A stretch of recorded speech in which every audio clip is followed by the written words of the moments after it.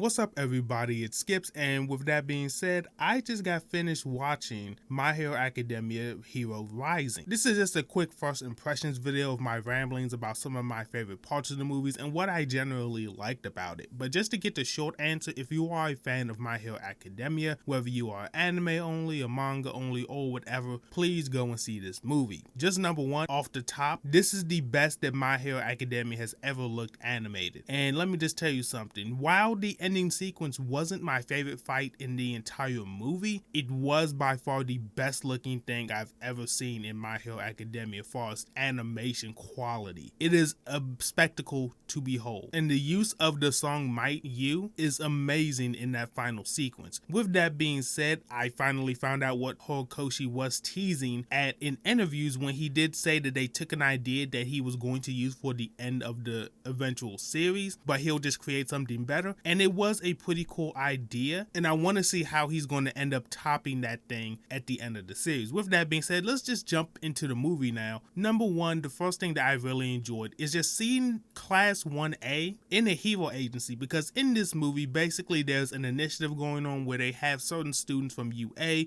going out to smaller towns and basically running their own hero agencies with no pro heroes to be found. So like the last line of defense and the first line of defense is all on Class 1A on this island, which the movie takes place on, which is really cool and sets the stakes really high for if these guys fail. There's no heroes to come and immediately back them up. If they mess up and they fail, like that's it, period, which is really great. But on top of that, with them running the hero agency, we get to see every single student of Class 1A do something in this movie. While everybody doesn't necessarily have a moment, like Invisible Girl for example, everybody does something to contribute to the overall goal of the movie, of defeating our eventual villains and just contributing to the group as a whole in some type of way, which is really good to see. And with us talking about the eventual villains in the movie, I liked all of their character designs, and they all had some really great quirks that I can't wait for some of you guys to find out about. And overall, they were pretty decent movie villains, with 9 being great in my personal opinion. And getting into the villains facing off against Class 1A, the fights in this movie are amazing, with my particular standouts being with Deku and Bakugo facing 9 for the first time, Ochiko, Sero, and Mineta facing 9 later on in the movie, and then Deku and Bakugo facing off against 9 for a second time at the end of the movie. And one reason why the ending sequence wasn't that great to me was just the simple fact of Deku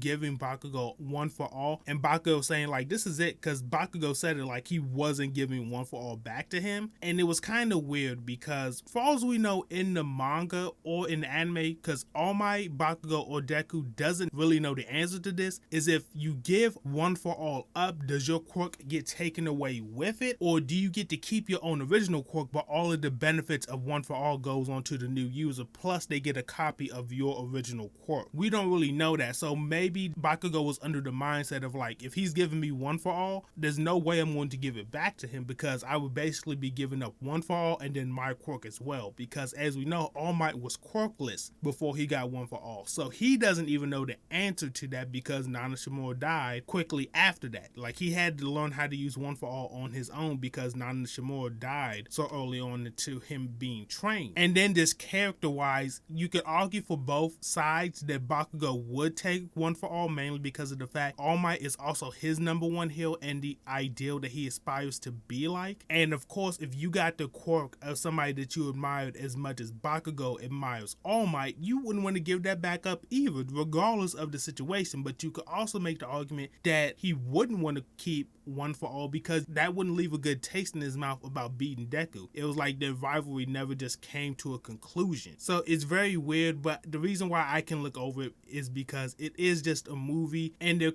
trying to keep all of these movies within reasonable lengths of the canon.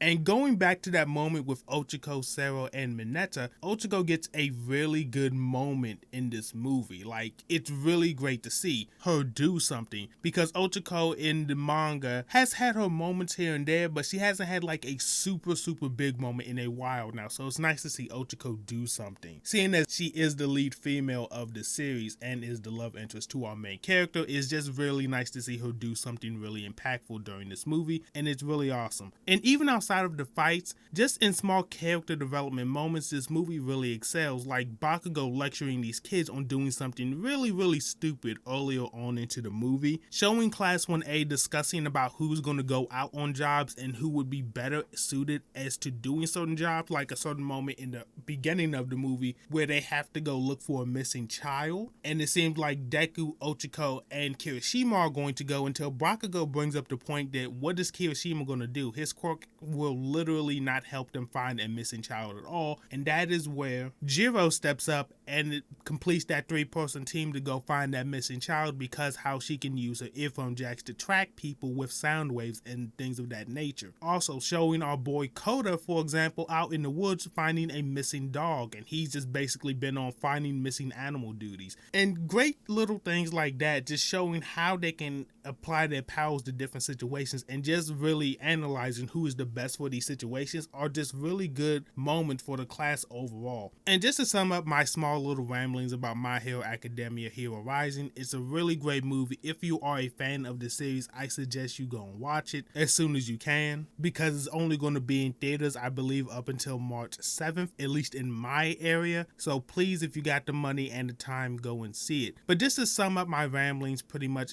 go and see this movie if you are a fan of the series. Whether you are anime only or manga only, please support it so we can get more movies like this. And just to put it out there, if you are a anime only, there will be some slight spoilers for what is going to be coming ahead in future seasons, or in the manga if you ever plan on deciding to read that after this season ends. But for the most part, you'll be okay, but there will be some slightly confusing things and some spoilers for things coming up, just to let you know. But with all of that being said, let me know your opinion. If you have seen My Hero Academia Heroes Rising, let me know, what did you enjoy and what was your favorite moment from the movie? But if you want more content like this, please subscribe, leave a like on the video, and as always, I will see you next time.